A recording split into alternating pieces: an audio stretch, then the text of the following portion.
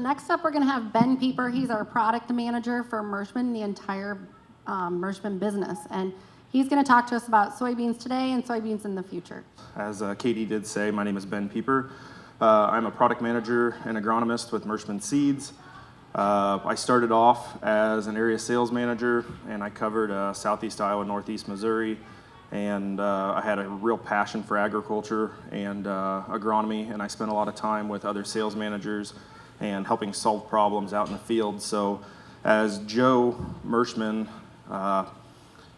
as Joe was looking to, take a little bit more time off, this was his responsibility as a product manager to make soybean selections. He had help in the corn sector with Skip Long over the years, but both of those guys are at a certain age where they want to start taking a little bit more time off, so I've transitioned into the role of product manager. So my key responsibilities during the winter months are working with our originators on the soybean side, that would be MS Technologies. On the corn side, we're excited to announce a launch. So we are working with Corteva for the new PowerCore corn. And we have a couple different originators on our wheat, and we sell America's alfalfa, as many of you know. So I get to work with each one of those originators and make key product decisions. So the main topic that we're going to kind of be covering today is a little bit of a unique perspective because of our positioning with MS Technologies, and I'm going to kind of go through a quick background of where we started, how we got to where we are. Perfect. Look at that. Where we started, how we got to where we are, and a couple of the different things that are coming out of the pipeline showing us that Merschman Seeds, MS Technologies, is definitely not a one-trick pony when it comes to providing soybeans to the industry. So I'm doing two different things here. So I'm keeping my eyes on this so I can read this, so I'm not looking backwards, and I am blind as a bat, so hopefully I can keep everybody in tune here. So key topics of discussion, like what I said, we are going to go over the background, the MS Technology pipeline, and a couple of different things to consider that have changed over the past month and a half, 2 months here. So, okay, so MS Technologies, the concept behind MS Technologies was initiated in 1999. What happened was the Merschman family, an independent seed company, and another independent seed company, the Stein family, met in West Point, Iowa at our conference room table in the back room there. Some of you guys have been in that back room. And the belief between the two different companies was that if we are going to survive as an independent, we are going to have both traits and germplasm. So Merschman's had something to offer by putting into this program, by creating the MS Technologies. We had Mertech, we had some germplasm that was purchased from Dow in previous years, and between the conglomeration and all the things working in the background, it worked out that they were able to form this sister company that we call, that Joe Merschman serves as president of, and the Stein family runs and manages the breeding behind the MS Technology background. So next slide is our home office there. We're always continuing to expand. We went through a huge project and spent millions of dollars on color sorters and a brand new plant. That is only going to continue to get better. They're going to be putting up an 1.5 acre warehouse starting this fall, so we can continue to increase output as we grow our sales of wheat and soybeans and corn. So we're going to have more storage, so we don't have to flip the warehouses so many times. So that's going to help with getting you guys product out faster. And this is basically, I guess, where we're going to start with the background of MS Tech. So in 2004, from 1999 to 2004 is the time frame that it took to get the LLC started. In 2007 is when the meat and potatoes really started. There was a collaboration with Bayer to develop and commercialize both Liberty Link and GT27 soybeans. So if you think about that, Liberty Link soybeans seems like a lifetime ago when we were talking about Liberty Link products, but MS Tech was key when it came to being a germplasm provider to make sure that the industry had high yielding elite products and an alternative option where Roundup may not have been working as well, to have a non-selective herbicide to take care of our broadleaves that we're fighting. So in 2007 that was initiated. In 2019, They were partnered with Bayer, which is now BASF, and the Liberty Link soybeans were launched in 2012. There's a collaboration between MS Tech and Dow at the time, which is now Corteva. They started talking about what we know now as the Enlist E3 soybean. So from 2012 to 2019, it took 7 years to get that product to launch. When we look at the next step, is 2013 was the first launch of the GT27 soybeans. That would be our Roundup and Balance tolerant bean, and by 17, 18, and 19, that would have been the launch between the GT27s, the LL GT27s, and what we now know as Enlist. So from 2019 to where we are at today, this came out of a 2022 quarterly earnings report from Corteva. I think it's a testament to the trait and the yield that's behind the trait, is that we are at 45% of U.S. market share when it comes to that soybean. Those numbers are actually higher in Iowa and Illinois. The number is probably closer to 55%. I think that we will be, from a U.S. soybean acre, we will be at that 50 to 55% next year. So again, that's a huge testament to the trait, the yield behind the trait, the ease of use, and that last point there. MS Tech was a main driver behind getting the germplasm ramped up to compete in this marketplace. So there were a lot of companies that were accessing their germplasm to get started in the 2019 year, and that is a good thing. Right now, we have more breeding companies that are working with it. There's more diverse germplasm. It helps keep the prices extremely competitive, and everybody's working against each other in competition to give you guys, the farmers, the best products out there.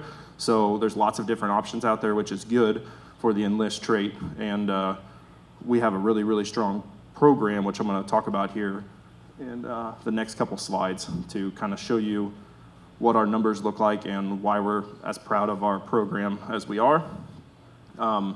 This slide is a slide pulled directly out of our seed guide. The comments that I wanted to make on this slide are the fact that not a lot of people will talk about the size or the scope of what their breeding program is. We will come out and just tell you how many crosses that are made. We will come out and tell you we think that we are one of the largest breeding companies in the world when it comes to soybean selections. And I also kind of wanted to talk about the fact that it takes 13 generations and 6 years to make that happen. So we're constantly taking products back and forth from South America to the United States, and there are 13 key different steps that have to happen, and the soybeans are looked at in a meticulous manner to make sure that we are bringing the highest yielding products to market. And when we launch a product like our brand new Lincolns for the 2024 season, they've been looked at for 13 generations over 6 years, and it should be an absolutely outstanding product. We should have notes that are taking on those products at each individual step, so we can help you guys place those products in the absolute best manner that we can. There's 53 plot harvesting combines in the U.S., 10 brand new Almoco dual threshings.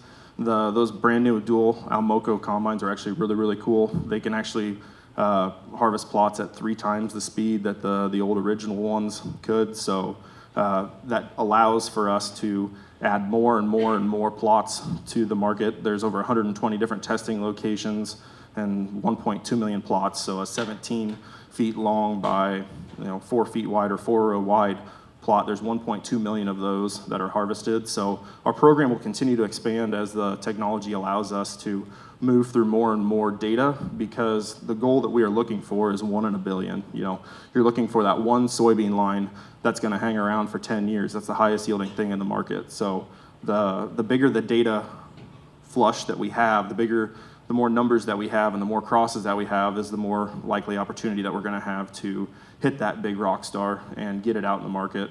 And that product is one of those products that'll hang around for a long time. So that brings us to the pipeline portion of things. Like I said, we are not a one-trick pony. The first product and the one that makes the most sense that we'll be moving forward with is the combination of the Enlist and the Liberty Link GT27 soybean. It's just too bad that the LLGT27 became the redheaded stepchild of the industry because there were some phenomenal products in that breeding program. Some extremely high yielding products, some products that worked west to east very, very well. And there's some things about that Liberty Link GT27 program that I believe make it extremely worthwhile to have added into the program, because what you're getting out of that product is the ability to handle Group 27 herbicides as a pre. Isoxaflutol, as some of you guys know, is balance, and we actually did get we did get the label for mesotrione as a pre, so 3 ounces of mesotrione or generic Callisto. There's a handful of products out there that you can lay down ahead of an LLGT27 soybean. Do I think that that is the right answer for using all those Group 27s in corn and soybeans? Probably not. But what we see is we have a handful of locations every year that get kicked out that we can't take the data on because all of the LLGT27s are at the top, and the Enlist, the dicamba, the conventionals are all scattered down below the LLGT27s. And the reason for that is we know that Group 27 herbicides are fairly persistent in the soil. Soybeans are fairly susceptible to that carryover. And I got some pictures that I can show you here in the next couple slides on what we believe is the reason why we want these two products merged together, not only from an application standpoint. If you wanted to run mesotrione as a pre, I'm not a huge proponent of that, but it's really the carryover aspect that's going to gain us 3 to 4 bushel when the drier conditions persist that would allow for Group 27 to carry over. So registration for this trait stack has already begun. We have pre-elite germplasm testing that we've already been working on for 3 years. Just to let you know, I haven't seen any data on it because it's pre-elite. I don't look at the pre-elite data. I just look at the stuff that's coming out of South America for the most part. But the pre-elite germplasm is done. They are doing, so what they do is they do crop destruct, so they'll harvest and then drop the soybeans on the ground, then you gotta plow them under.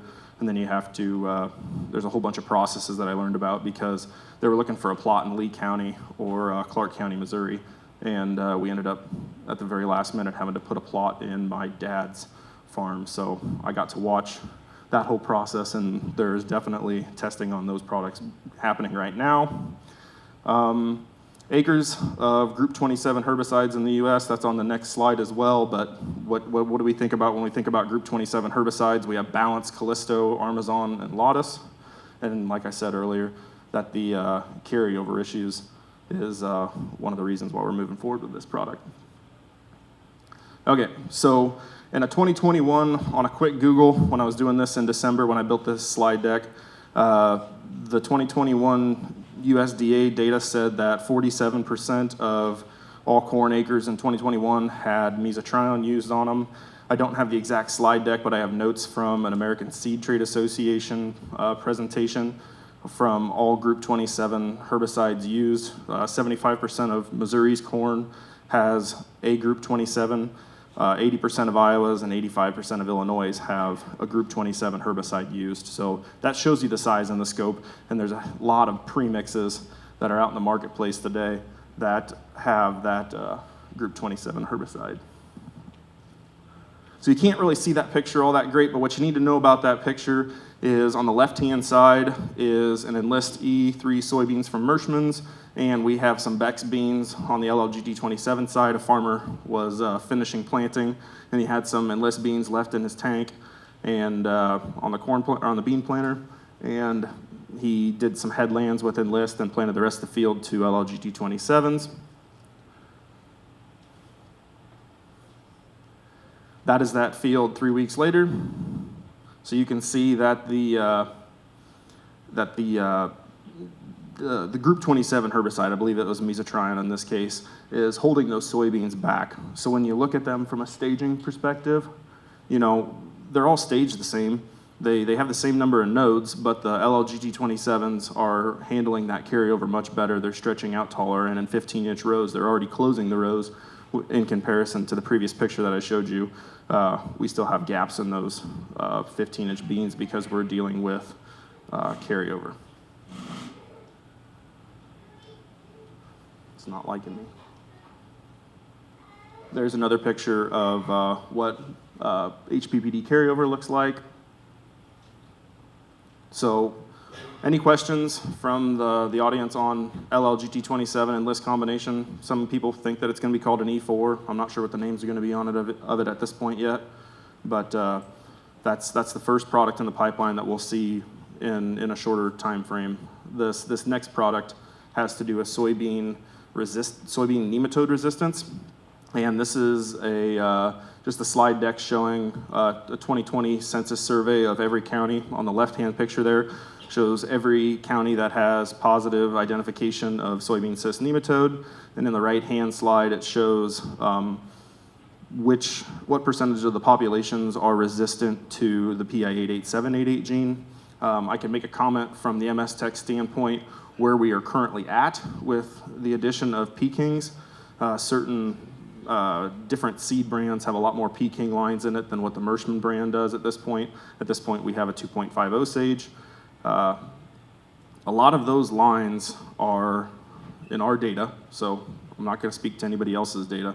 A lot of these Peking lines are 93 to 98% of test mean. So they are not keeping up and they're not hanging with the PI88s that we have out there.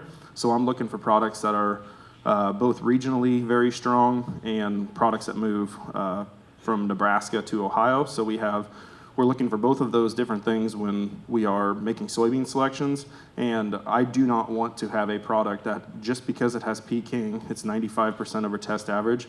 We all know that farmers are busy and we get the wrong seed in the wrong tank. Sometime it rains in one field and we don't have the ability to drain that tank out and start over. So I don't want to get a bean placed that is not going to perform as well because it's 95% of a test mean. So we have two new products that I'm pretty excited about for a 2025 launch. We're pulling them out of South America this coming spring. We have a 2.6 and a 3.3, and we have the Osage to fill the gap until we get to that point. Peking resistant.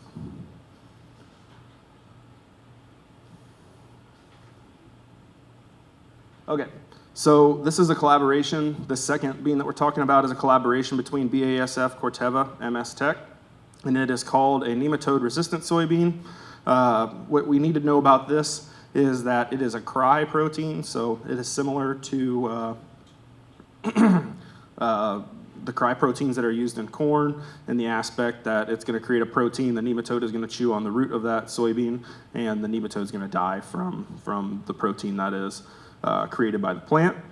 Some of the key questions that we have about this are, has this NRS trait been evaluated in yield trials? Yes, BASF is the leader on this.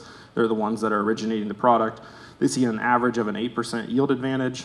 We will wait and see when that's coming. When is the time frame of this product going to be available? They're talking in the late 2020s. So I foresee the LLGT27 and List E3 bean happening before the NRS or nematode-resistant soybean.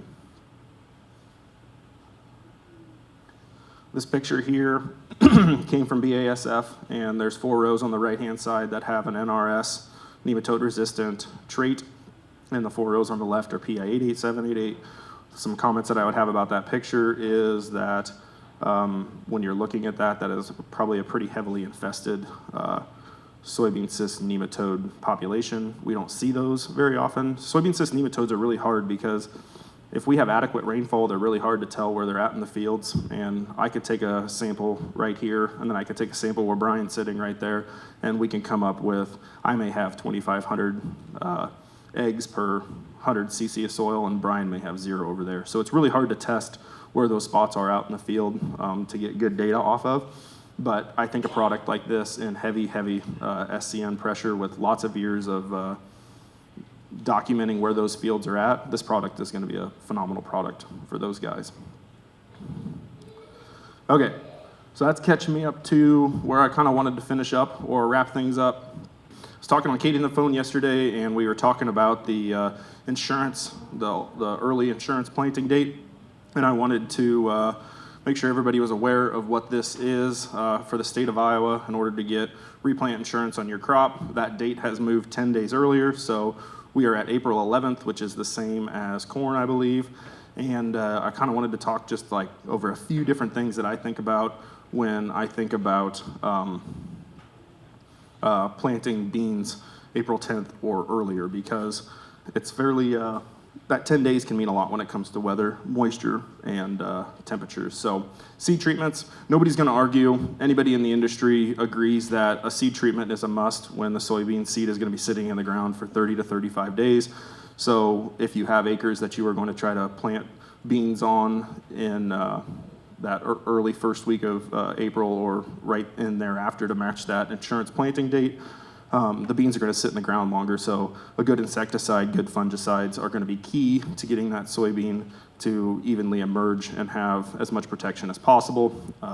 Nobody else will argue that seed treatment is really not important if the soybean is going to fly out of the ground in 6 or 7 days, because if there's no pests, soybean seed treatments don't gain you any yield. So it's all about protection of what the yield potential of that plant is going to be. Planting depth, if I'm planting the first week, 10 days of April, I'm pushing a little bit deeper, because what I'm trying to do, I looked up for Iowa City before this, when I was sitting in the parking lot, our 70% chance of not getting a frost after the 28th of April is what our date is. So we want to make sure that we are getting that soybean plant to come up out of the ground the day after the frost to maximize what our yield potential is going to be. One of our ways that we can do that, and we're not worried about crust in the early portion of the year, is to get that soybean seed planted just a little bit deeper. So I'm at 1.5 inches, 1.75 inches, maybe even up to 2 inches if you're really pushing early for getting those soybeans stuck in the ground. Maturity, for the ultra early guys, I'm definitely not planting my earliest beans first for this segment of the acres. If you're really trying to push early, I'm going to lean into for me, a group 3.6 is our median. That's our middle range of our soybeans in Lee County. So I'm going to be leaning at that rate to plant a few acres of these early soybeans. And then once I get my corn planted and I go back to my beans, then I'm going to go back to my earliest maturing soybeans first to spread my risk out. My reason behind that is, if we're going super early, some of the advantage of the amount of time that we have in reproductive fill, we lose that because we're shrinking that window, and it's all about the number of days that we have in reproduction. So an interesting thought on that. How many acres to plant? In that ultra early time frame, I'm thinking about how many acres are we willing to replant, because I believe it's been 2 years ago. Or has it been 3 years ago, Brian? 2 years ago, we had a fair number of acres that got bit by a middle of May frost. So we had a handful of replant that had to get put out there because we were just out there just a little bit too early. Tillage, I'm not a huge proponent of whether a guy has to be no-till or tilled, but we had a lot less replant in those acres that were covered by tillage. So because the soil is going to warm up and it's going to keep that environment around that bean at a sub microclimate level, it's going to keep that 1 degree or 2 degrees warmer than that 27 degrees is what's going to kill that soybean plant off. So it's tillage can be a thing on a few of these acres if you're considering planting very, very early. So I'm going to wrap it up. I'm going to pass the mic off. I appreciate Katie, who called me and asked me to give a little bit of a presentation here, and I appreciate all of you guys that are customers. And if you have any interest in Merschman seeds, Brian and I will be around to take questions. Lead Academy. Liqui-Grow Excellence and agronomy development.